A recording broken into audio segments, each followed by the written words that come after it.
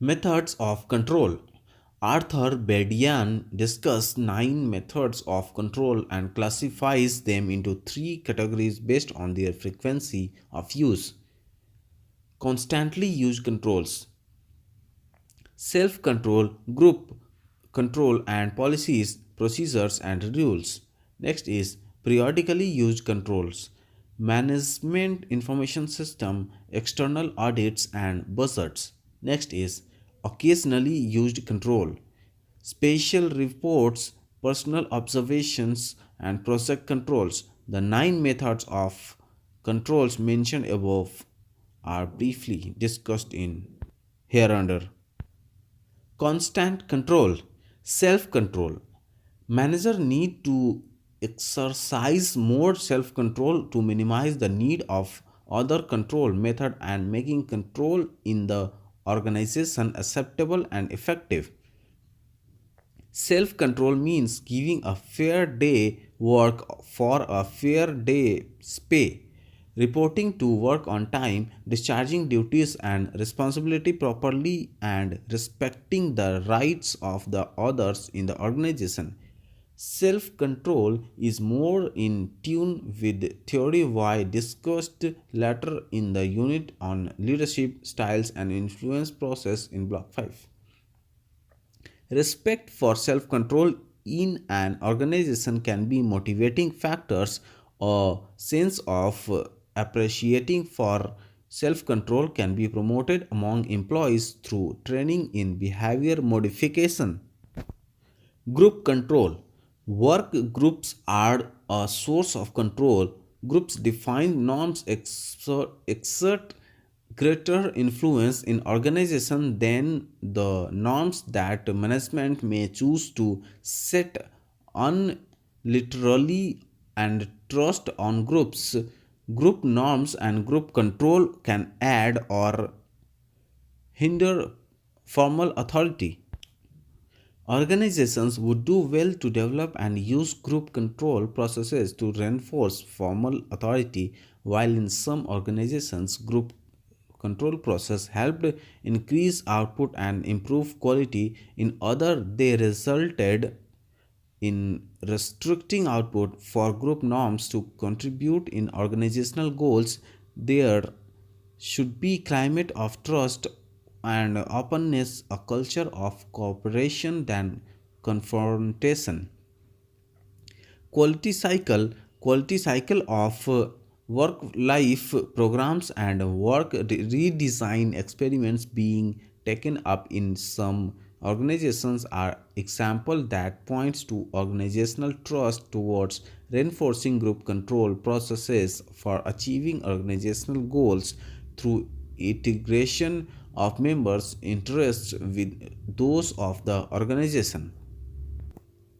Policies, procedures, rules. These are essentially bureaucratic and mechanisms referred to in the discussion on control strategies.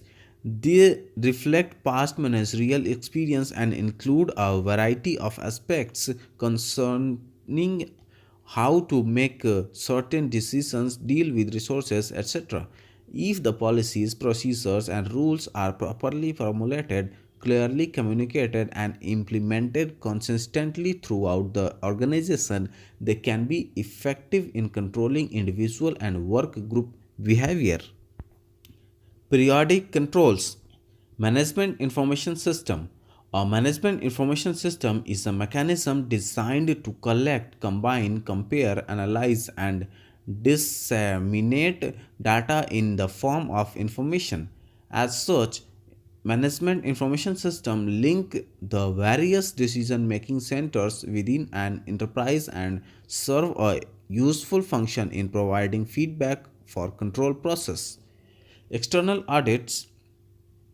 The annual financial audit by an outside accounting firm is one form of external audit, mainly of the finances of an organization.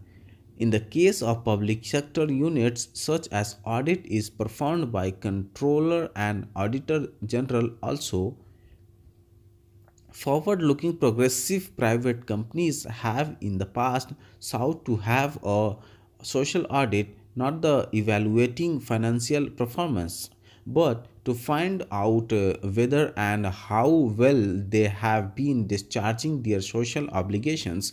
An example is the case of social audit conducted in Tata Steel in the late 1970s. Budgets. Budgets are plans that deal with the future allocation and utilization of various resources to different enterprise activities over a given period of title. Budget help establish plan and also serve as a basis of measuring or evaluating the standard of performance. Budgetary control is a good example of bureaucratic control strategy discussed separately in this unit. Occasional control. Special reports. These have a special roles. Special reports can be commissioned by an organization when its normal controls system point to the need for detailed investigation or study of a particular operation aspects. When major policy decisions of strategy importance are taken, special reports may be commissioned. This includes situations where the organizations find the need for overcoming the existing difficulties, modernization, expansion, diversification, merger, acquisition, etc. Special reports vary in content and style depending upon the purpose. They could be prepared internally by managers in the organization or by consultants or outside institutions. Special reports are a valuable method for controlling in turbulent environment, warranting changes in products and markets, technology and production processes, organizational structure, etc. Personal observations. Managers can know what is happening in an organization by relying on information provided by others as also by finding out for them. First hand knowledge has to be critical to be effective. The importance of personal observation is best illustrated by Arthur Bedian through his reference to the ill fated ITT effort to build a giant wood cellulose plant in Canada.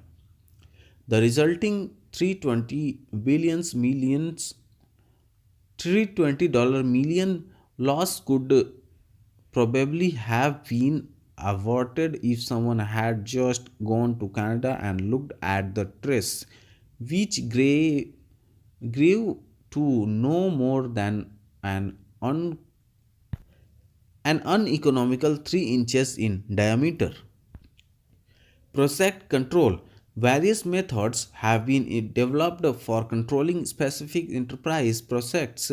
The best example is the network analysis using the tool. PERT is an acronym of Program Evaluation and Review Technique. It is a diagram showing the interrelationship between the events and activities that comprise a project. It is detailed, easy to communicate means for determining current status of project, stimulate alternatives, plans and schedules and controlling activities.